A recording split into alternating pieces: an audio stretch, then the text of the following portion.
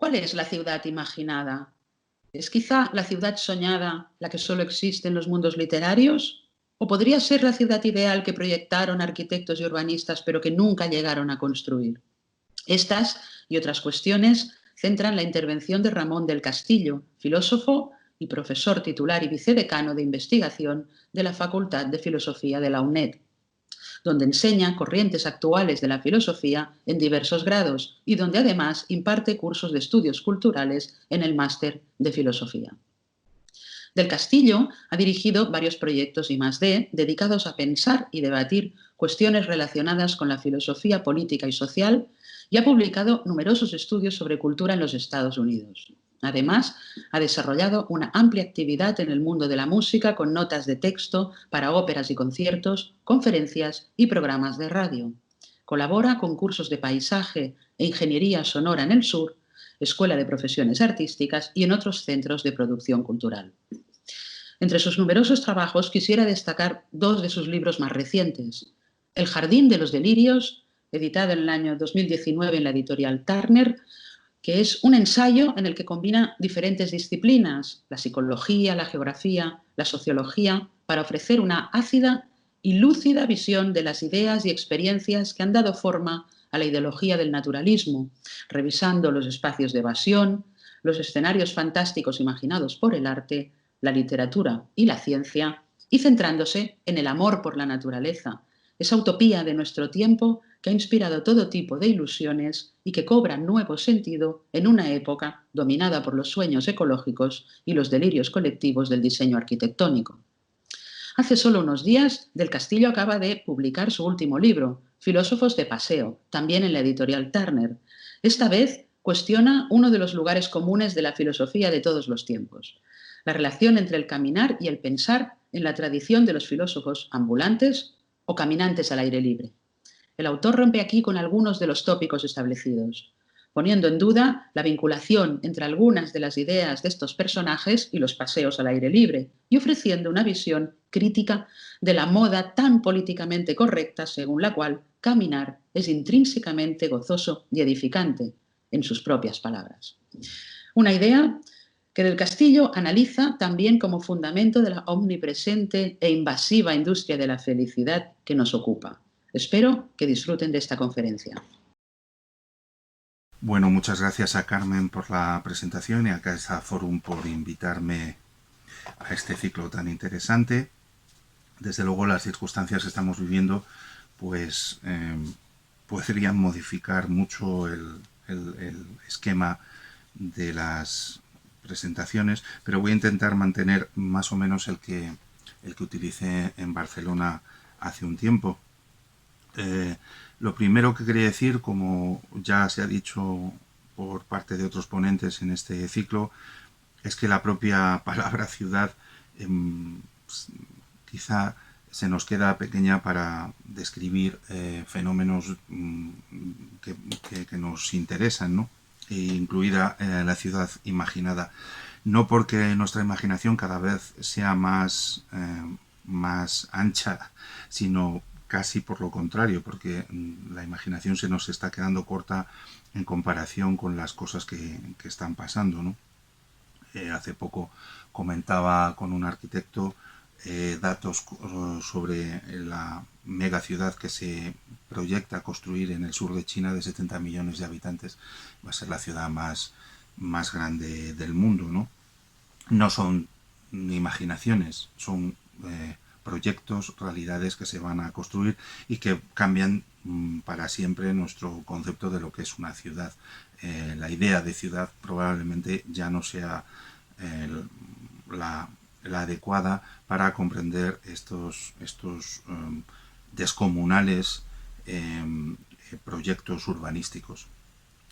Bueno, también, como hice en Barcelona, me voy a circunscribir a un periodo histórico que no es el más reciente, en parte porque ese periodo lo intenté explicar en el libro que publiqué el año pasado, en El Jardín de los Delirios.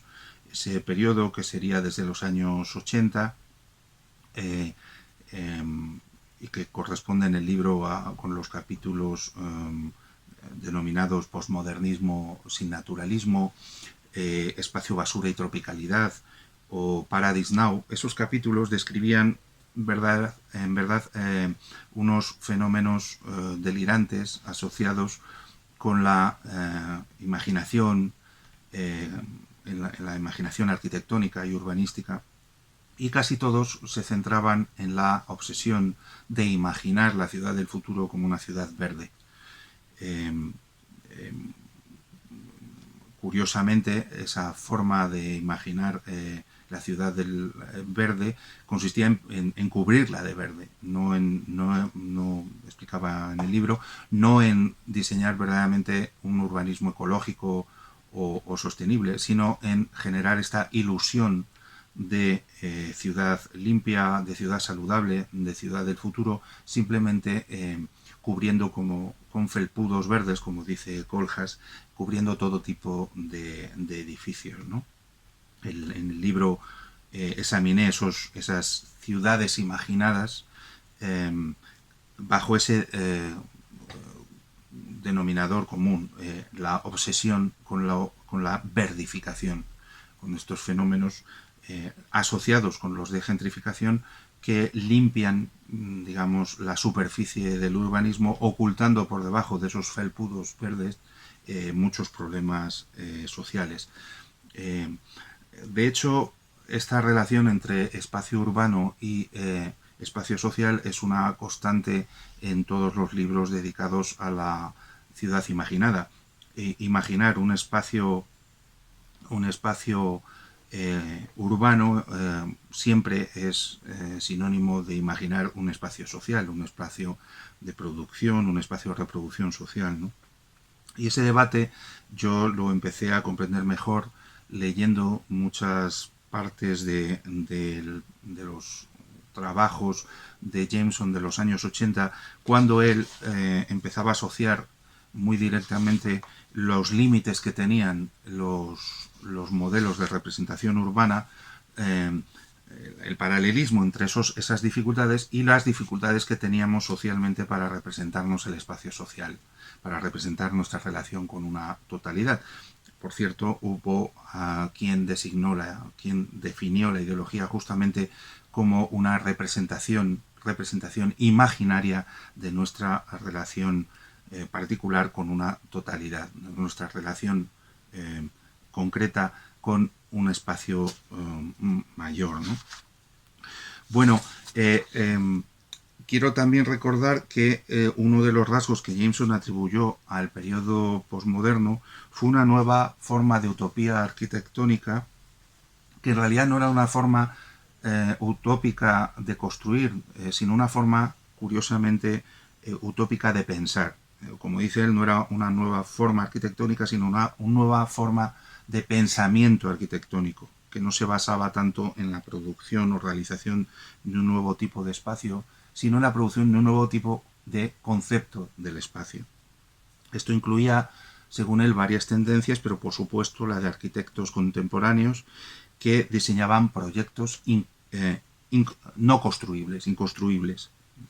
Realizaban planos, dibujos, modelos, y a veces, decía él, proyecciones grotescas y paródicas de edificios y complejos arquitectónicos o complejos urbanos inimaginables bajo cualquier perspectiva, que parecían una especie de visiones de fantasías de Piranesi, decía él.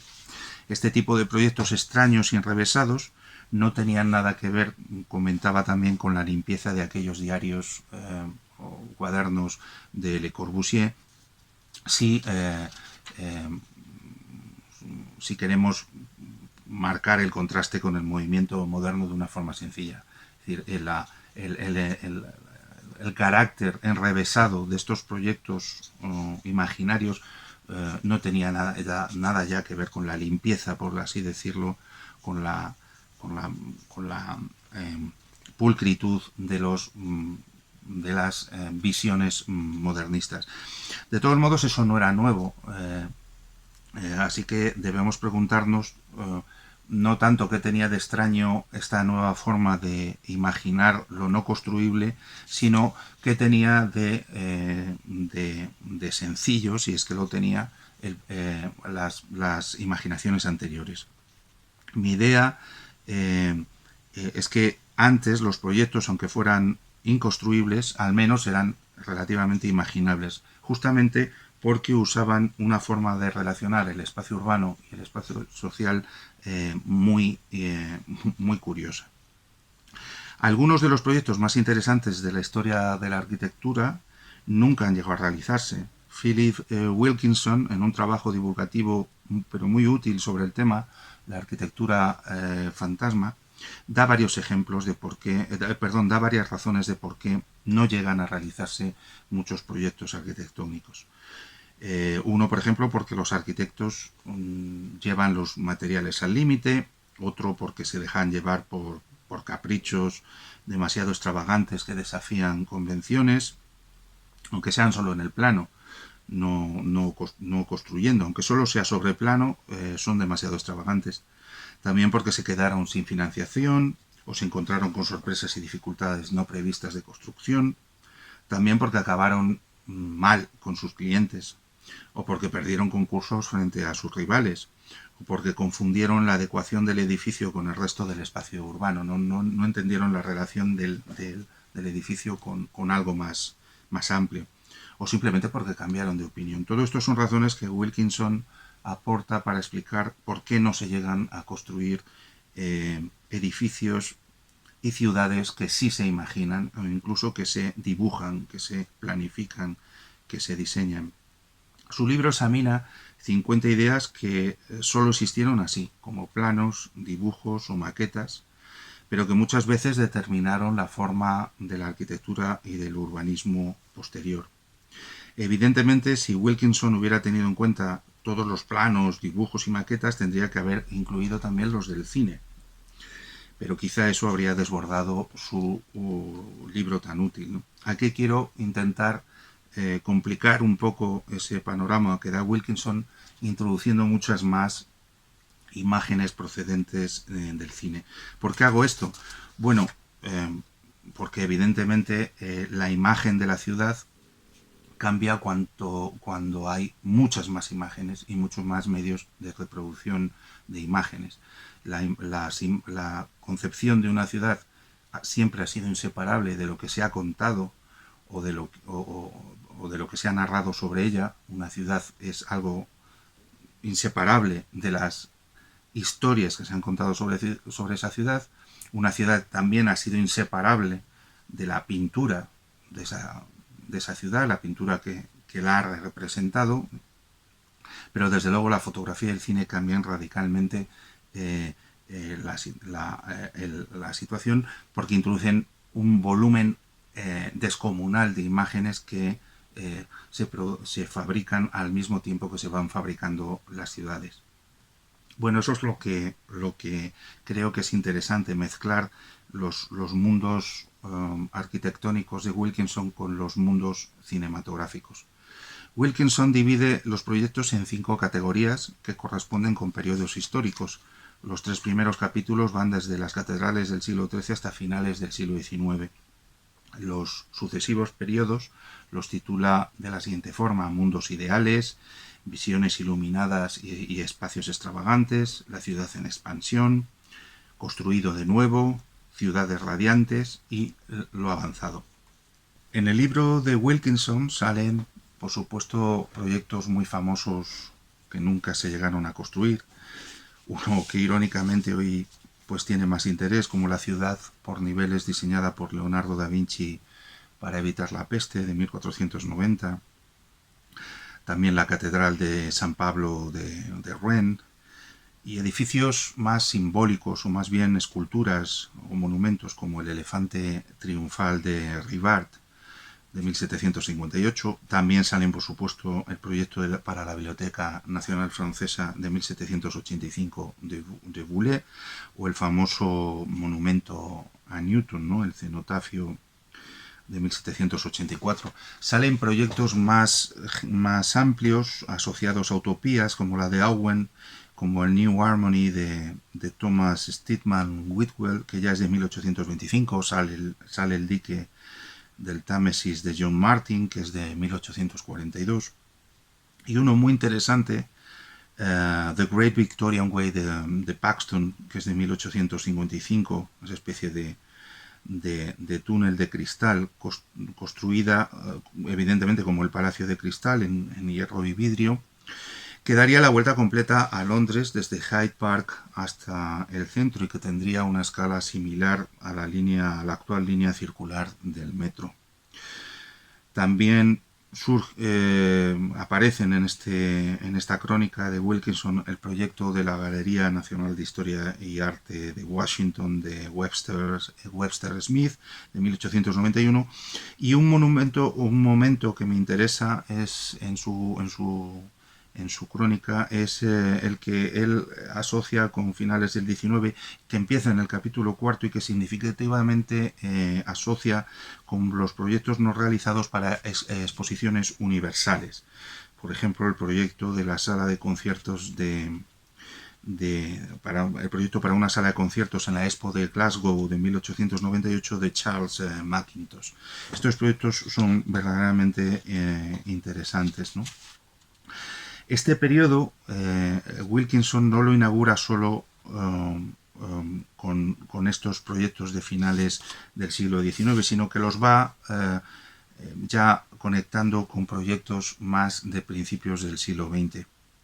Muy interesantes los proyectos atribuidos a Gaudí del Hotel Atracción en Manhattan de 1908, pero sobre todo proyectos muy interesantes de metrópolis imaginarias como la Città Nuova del futurista Antonio Sant'Elia de 1914, que según algunos críticos tiene parecidos con la metrópolis de Fritz Lang de 1927 o incluso con el Blade Runner de los años 80.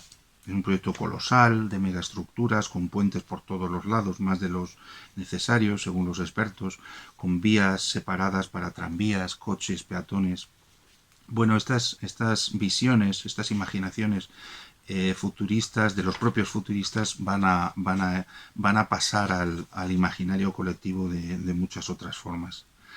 También recuerda Wilkinson el rascacielos de la Friedrichstraße de Mies van der Rohe de 1922, o los distintos proyectos para la torre del Chicago Tribune, el de Ariel Saarinen y el famoso, esa especie de columna de Adolf Loos, que son del concurso de 1922. Muy interesantes también las nubes de hierro de Litsky, también del mismo año, del 22, y por supuesto multitud de planos de la ciudad radiante de Le Corbusier, casi todos ellos de 1924. Particularmente interesantes creo que son los asombrosos proyectos de Harvey Wiley Corbett y Hugh Ferris de puentes con apartamentos en Manhattan. Son aproximadamente también de 1925 y parecen también escenarios de películas posteriores. Mucho más limpio, mucho más idílico, mucho más utópico es la Broadcare City de Lloyd Wright, que si no me acuerdo mal estos proyectos los va desarrollando desde 1936. Particularmente interesante porque tiene que ver mucho con el tema de la modelización de las maquetas, es el proyecto Futurama de Norman Bell Gates para el pabellón de la General Motors en la Expo Universal de Nueva York de 1939.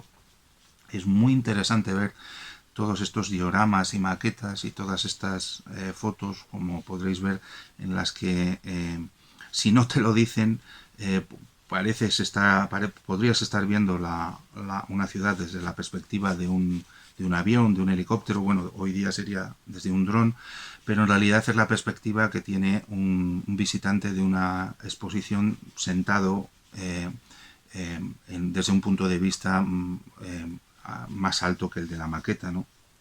Estos proyectos de Futurama de Gates son interesantísimos.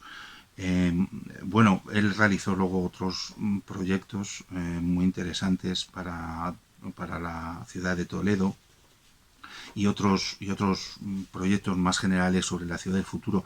Pero estos de Futurama es muy divertido verlos. Eh, Rascacielos también, Rascacielos de Lloyd Wright de una milla, se supone, de 1959, el proyecto de Wright también se podría incluir aquí. Otros ejemplos que aparecen siempre en los catálogos de proyectos no realizados, como el de Wilkinson, son la Bahía de Tokio, el plan para la Bahía de Tokio de Tange de 1960, o el proyecto de Isokashi de 1962 de una ciudad en el aire. Son sobre todo este segundo, el de Isokashi, parece un proyecto que hemos visto luego realizado en muchas películas, o por lo menos con parecidos razonables. Igual que la imaginación delirante de Archie Graham y de Ron Herron con la Walking City de 1964. Eh, nos suena haberlo visto en otros lugares, además de en los planos o en los proyectos dibujados por ellos. Y otros dos proyectos que también suelen aparecer y que son de estos años, de los años 60. Uno es menos conocido quizá, que es el corredor de Jersey de Iceman y de Michael Graves, que es muy interesante, pero el que es más icónico de estos años, casi con la Walking City de Herron, es la famosa cúpula sobre Manhattan de Buckminster Fuller, que es del 68. Bueno, podríamos continuar haciendo catálogos de proyectos no realizados. Lo interesante es no desconectar cada uno de estos proyectos no solo con la representación del espacio urbano, sino con la representación del espacio social, que no siempre está tan claramente definido como la descripción abstracta del espacio. Bueno, en esta segunda parte, como he dicho antes, voy a hablar de ejemplos de películas que o parecen influidas por esta arquitectura fantasma, o son ellas las que también influyen en diseños arquitectónicos, sobre todo cuando en sus diseños de producción, en sus diseños de escenarios, pues participan algunos arquitectos, ¿no? El ejemplo primero es el de 1927, la Metrópolis de Fritz Lang, cuyos diseños se consideran de los más influyentes en el imaginario cinematográfico posterior, pero también en el arquitectónico. Las imágenes de la Metrópolis del año 27 va a perdurar en la imaginación posterior, transformada desde luego. Pero también podemos acordarnos de películas como Just Imagine de 1930, que es una película delirante, una mezcla de comedia musical, de enredo matrimonial, con musicales, con canciones y con ciencia ficción. Y los decorados de la Nueva York que recrea esa película, se supone que es el Nueva York de 1980, pues también parecen influidos por diseños arquitectónicos y también se van a repetir en otros escenarios cinematográficos. Algunos escenarios de películas de los años 30, como Things to Come de 1936, parecen diseñados por arquitectos modernistas. Esto lo ha estudiado muy bien David Rivera en sus trabajos, tanto en un trabajo sobre películas específicas, de la que ahora voy a hablar, como un trabajo muy, muy interesante sobre la arquitectura de películas con extraterrestres. Se llama La arquitectura que vino del espacio, es un trabajo de él. Pero David Rivera también ha estudiado un ejemplo de 1937, que es el de Horizontes Lejanos, o una película donde se recrea una especie de santuario oriental, una especie de monasterio de lamas, pero fabricado por occidentales, donde se perciben las influencias del Art Deco, del modernismo, de Neutra, de Lloyd Wright. Me remito a ese trabajo de David Rivera, que está muy bien hecho, está muy bien documentado, ¿no? En ese trabajo él recrea también cómo son las ciudades imaginadas, tanto las ciudades de un futuro humano que manda cohetes al espacio, como la influencia de la arquitectura en los interiores de las naves espaciales y en las pequeñas visiones que se tienen de las ciudades extraterrestres, ¿no? Pero tengo que dar un salto. Quien quiera más documentación puede acudir a este trabajo de la arquitectura que vino del espacio de él, pero quiero dar un salto más hacia adelante porque me interesa sobre todo llegar a los 80, que como dije va a ser el límite temporal al que quiero alcanzar. Y bueno, la imaginación de los 80 está muy influida por otro mundo que nos podría ocupar otra sesión entera, que es el del cómic, sobre todo cuando el mundo del cómic, que es otro de las artes de la sociedad de masas que más va a tener que ver con el cine, sobre todo digo cuando el cómic, los grandes artistas del cómic participan también en los diseños de producción de muchas películas, dado que con el cómic en sus historias y en sus guiones podían ya visualizar cosas que el cine no tenía medios. Conforme el cine desarrolla más medios técnicos y sobre todo avanza en el desarrollo de efectos especiales, los mundos del cómic también se materializan en los decorados de las películas.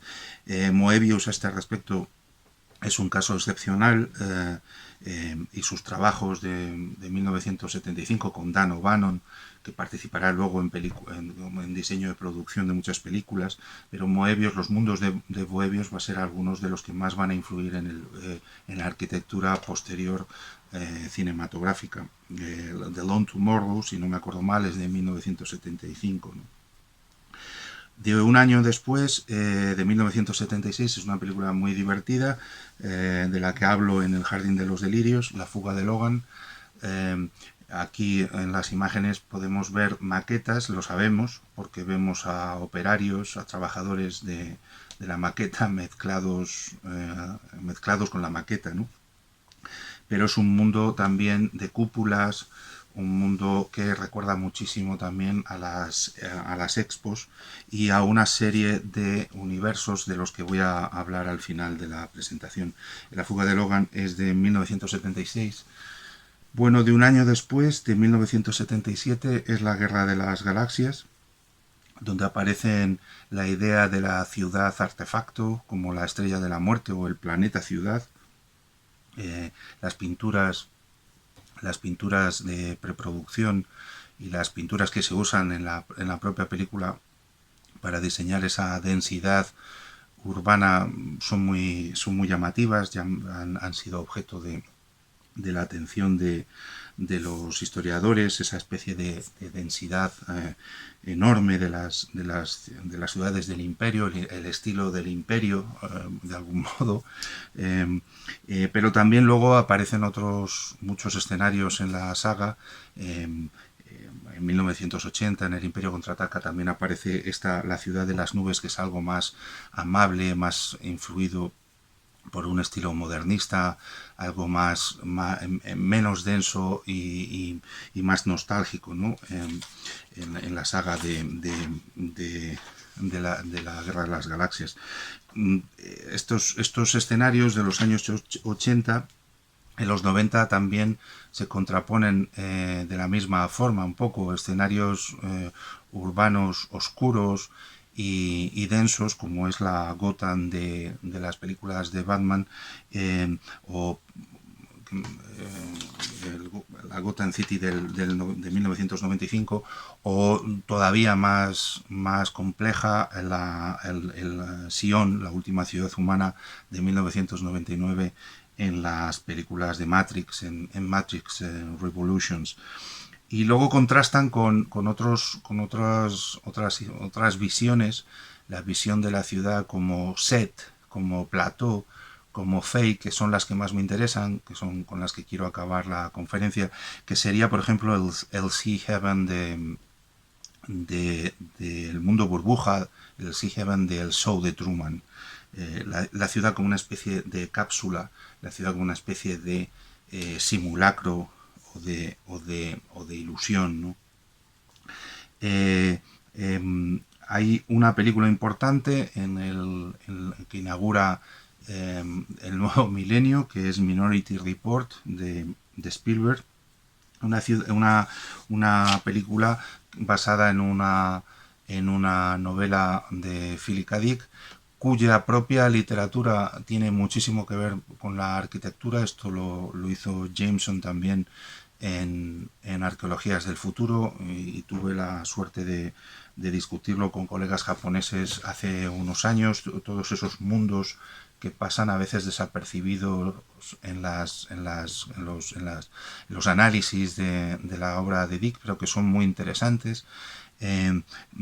Entonces, bueno, la diferencia de Minority Report es que cuando se empieza a concebir la producción se implica a Global Business Network, que es una empresa que crea grandes escenarios bueno, implican directamente a arquitectos como a Peter Calthorpe, que es el creador del programa del MIT Smart Cities, a Greg Lyon, a Frank Gehry, a diseñadores de producción como Alex McDowell y a escritores y periodistas que estaban discutiendo un poco también sobre la transformación de los barrios residenciales americanos, de los suburbs y de los cambios que estaba produciéndose en las ciudades desde los años 90. Es decir, detrás de la película de Spielberg ya hay una implicación muy, muy fuerte entre diseñadores urbanos y sobre todo urbanistas, no solo arquitectos.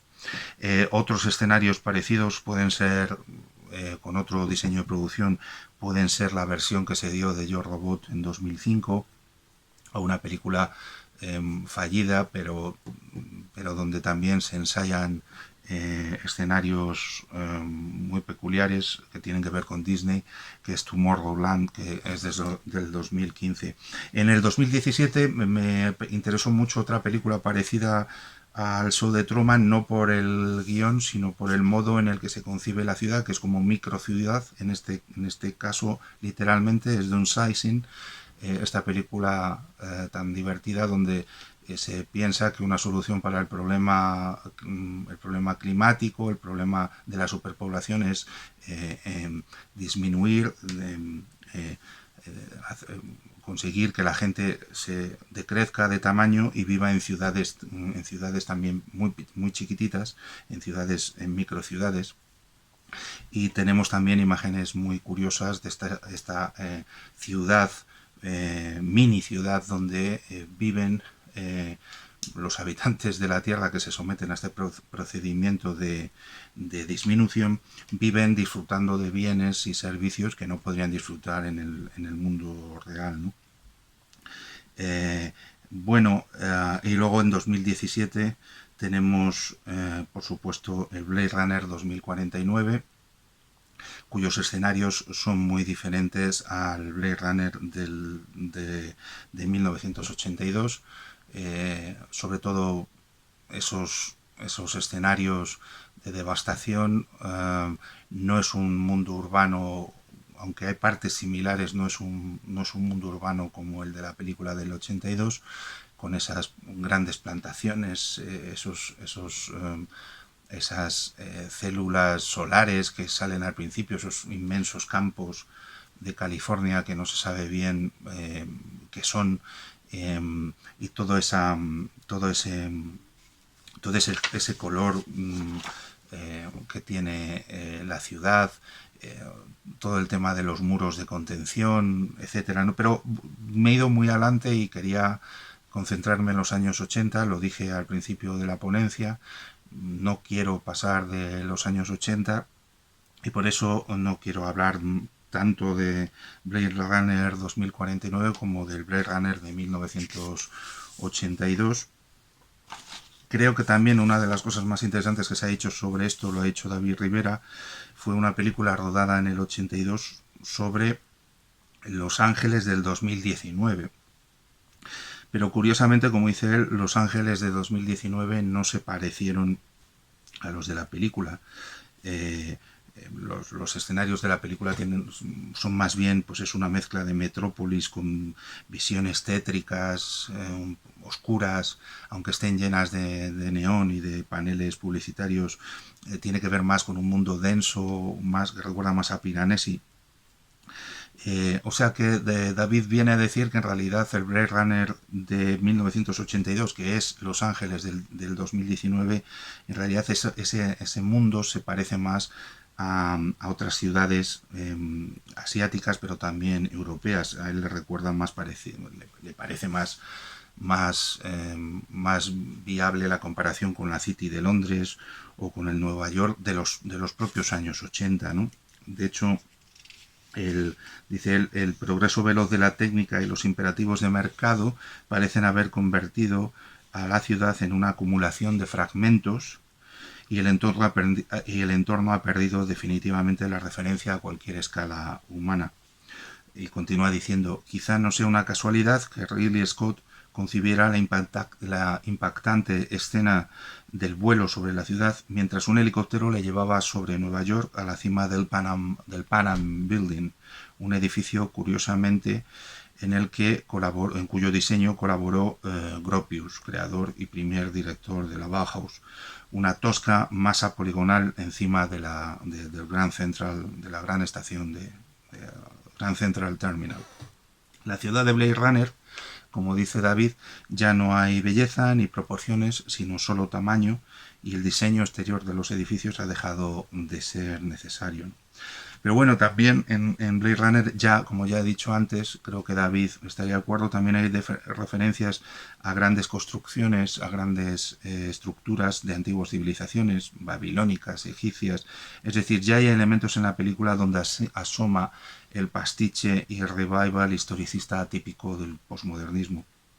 Él mismo sugiere que cuando la película ya fue filmada, la arquitectura y el urbanismo incluso el urbanismo imaginario, la arquitectura fantasma, ya se encaminaban hacia algo muy diferente a lo que transmitían las poderosas y brillantes imágenes del modernismo high-tech y del modernismo más poderoso, ¿no? En esta tercera y última parte quiero volver a un fenómeno de los años 50 que volverá a tener una relevancia enorme en los años 70 y que he pasado por alto, porque es un caso especial. He dicho ya que es imposible separar una ciudad de los relatos que se han producido sobre ella y por supuesto de sus representaciones en imágenes, tanto en la fotografía como en el mundo gráfico y por supuesto en el cine, como hemos visto en la segunda parte. Conforme nos adentramos en el mundo posmoderno del que empecé hablando en la presentación, precisamente la diferencia entre la realidad y la fantasía se borrará cada vez más. Además, esos límites serán cada vez más difusos gracias a los propios métodos de representación, la tecnología digital y la aparición de la hiperrealidad, gracias a los cuales pues las imágenes de la ciudad serán cada vez casi más reales que las propias ciudades, y será casi la realidad urbana la que trate de imitar casi sin éxito las fantasías urbanas que se representan ¿no? por todos los lados. El límite, por tanto, entre la ciudad vivida, la imaginada y la deseada serán cada vez más difusos, como digo. Como dijo Gian Domenico Amendola en un libro para mí excepcional, La ciudad posmoderna, un libro del 97, la comparación entre los distintos espacios, aunque fueran espacios reales, a partir de ese momento siempre van a tener lugar dentro de una especie de contexto onírico. dicho de otro modo, compararemos ciudades entre sí, ciudades reales, espacios reales, pero las comparaciones ya tienen lugar en un espacio que incluyen ciudades que no son reales. La nueva ciudad, decía Amendola en este excelente trabajo, la ciudad real es solo una de las copias de algo que o no ha existido nunca o que ya no existe.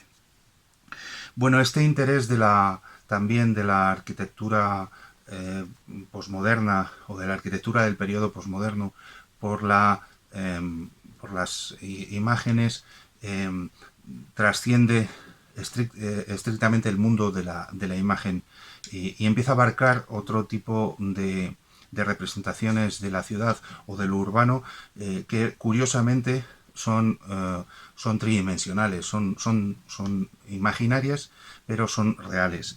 El caso más obvio es el interés que Venturi tiene por la estética popular, la estética de Las Vegas, pero hay que recordar que Venturi no solo proclamó los derechos de la estética popular de Las Vegas, también fue citado Venturi en el New York Times en el año 72 en un artículo que llamativamente se llamaba El ratón Mickey enseña a los arquitectos, donde Venturi afirmó que el mundo de Disney finalmente estaba más cerca de lo que se deseaba, de lo que se anhelaba, que todo lo que pudieran dar los arquitectos. Y también proclamó que Disneylandia era la utopía simbólica, la utopía americana por excelencia. Bueno, el hecho de que la arquitectura tome como referentes Las Vegas o Disneylandia significa que toma como referente imágenes, pero también mundos imaginarios que se construyen, de hecho. Disneylandia es una construcción, es un espacio construido. Si la nueva ciudad imita cada vez más estos espacios construidos que en realidad son pseudomundos o paramundos, digamos así, reinos imaginarios parecidos también a los reinos de la fantasía, pues como el reino de Oz. También he incluido una imagen del mago de Oz por eso, porque las aventuras, las peripecias de Betty se pueden representar como en un espacio, en un juego. Bueno, si las nuevas ciudades imitan a estos espacios, que son parques de atracciones o reinos de fantasía, también imitan a espacios que van a aparecer al principio, espacios no urbanos, pero que van a acabar determinando muchísimo la estética arquitectónica y urbanística, que son los centros comerciales y también espacios de tránsito como los aeropuertos. Pero me voy a centrar solo en el caso de los parques de atracciones y particularmente en el mundo de Disney. Disney, como se sabe, no fue solo un revolucionario en términos de la coordinación del sonido y de la imagen, o en la forma de hacer dibujos animados, en la forma también de hacer películas documentales, fue un pionero, sino también en la forma en la que diseñó la construcción de su primer parque, ¿no? La construcción de Disneylandia, por cierto, tiene que ver con el mundo de la televisión. Lo podéis ver ahora en un documental que está accesible en un canal popular, The Imagineering Story. Él consigue acabar Disneylandia, cuyo presupuesto se le va de las manos gracias a una colaboración con la televisión, con un canal de televisión, porque también se da cuenta del poder que va a tener la representación de este mundo imaginario en un nuevo medio popular como es la televisión.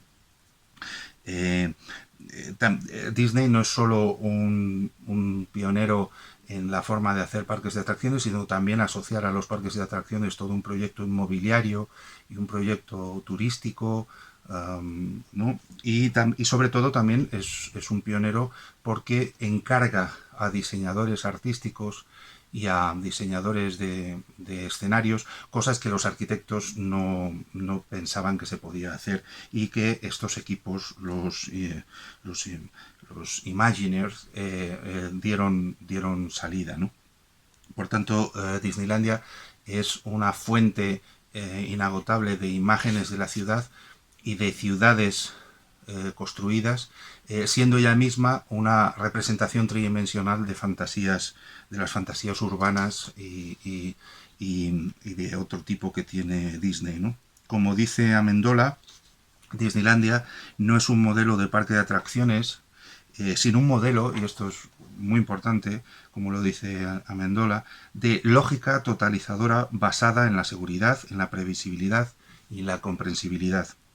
En otras palabras, es un espacio concebido como una fuente controlada de experiencias positivas, un espejismo, una ilusión que combina recuerdos y sueños, el pasado y el futuro, la cultura popular y la tecnología, la naturaleza y la historia.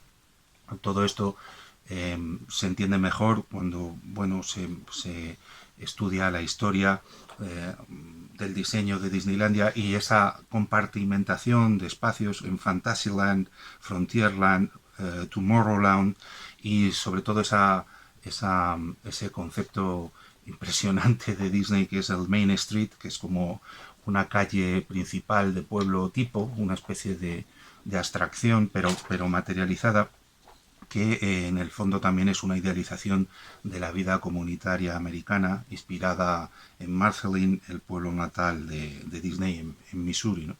La ciudad, dice Amendola también, se sirve de una relación significada e icónica con la historia, por lo que Main Street evoca un recuerdo vago cronológicamente, pero definido en el imaginario colectivo.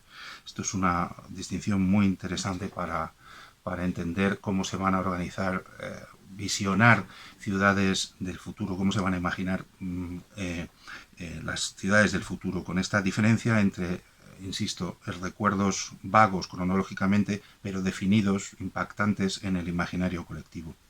Son espacios que remiten a valores fundamentales y a señas de identidad nacional, ¿no?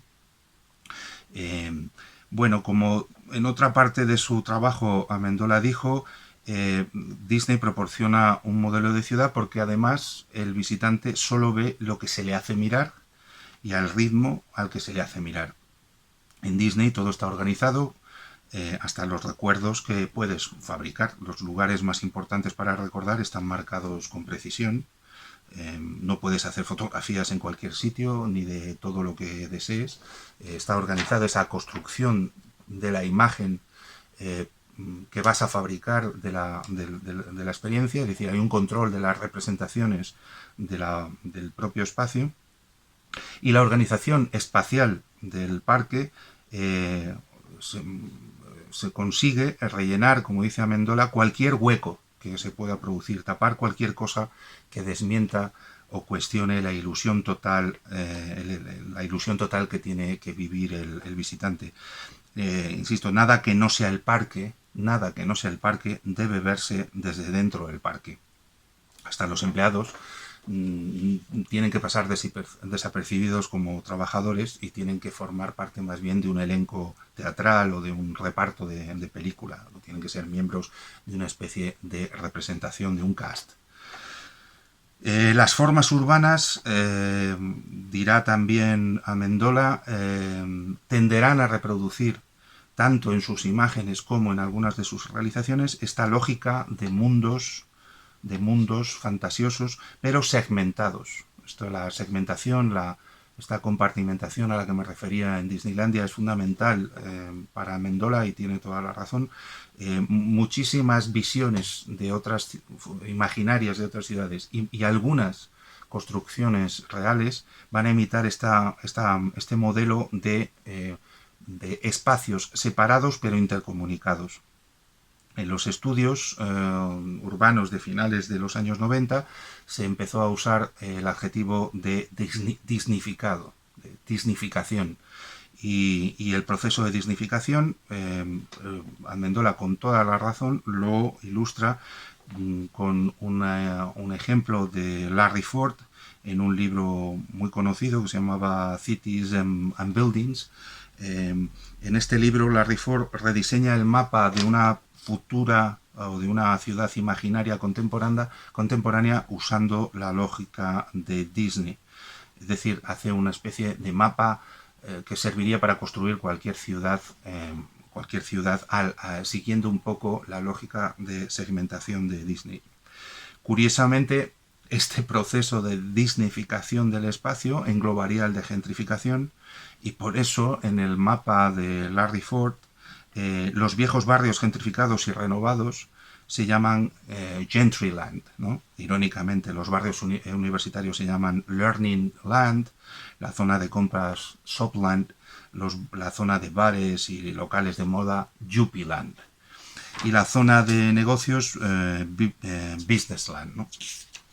También hay zonas convertidas en áreas turísticas, y a esas las bautiza un poco como con un nombre parecido al de Disney, de una área de los parques de Disney que es Adventureland. La zona de mercados también lo llama Festival Land, etcétera, ¿no? Bueno, la lista podría ser más larga, y tomando cuerpo, la imagen de una ciudad contemporánea, como dice Amendola, concebida ya, imaginada ya como un sistema de mundos manipulados y prefabricados, cuya veracidad reside en parecerse a un modelo ideal, a una fantasía. Bueno, yo quería acabar con esto. Sé que lo dejo un poco en el aire, pero lo hago deliberadamente porque Larry Ford publica este trabajo justamente en los años en los que la teoría arquitectónica y el urbanismo empieza a reconsiderar la relación entre lo imaginable y lo edificable, lo practicable, ¿no? Y el caso de Disney me parece particularmente interesante porque fue, junto con, insisto, el mundo de los centros comerciales, de los grandes centros comerciales, y el mundo de los aeropuertos, fue junto con estos espacios, los parques de atracciones, los que probablemente influyeron más en el diseño posterior de muchas ciudades cuya estructura estaba ya muy influida por la necesidad de dar servicios turísticos. El turismo fue probablemente desde los años 80 y hasta nuestros días ha sido la fuerza económica, el mercado, que más ha condicionado probablemente las formas de concebir el espacio urbano. En cualquier caso, la relación del turismo con la ciudad, todo su poder para convertir ciudades en fantasías, en espacios imaginarios, es un tema que nos llevaría muy lejos y que quizá podremos discutir en otra ocasión. Hoy lo dejo aquí y me despido agradeciendo su atención. Y también quiero dar las gracias a Cristina Delgado por toda su ayuda para elaborar esta presentación, y a Caixa Forum y Carmen Pedret por su invitación para participar en este ciclo tan interesante.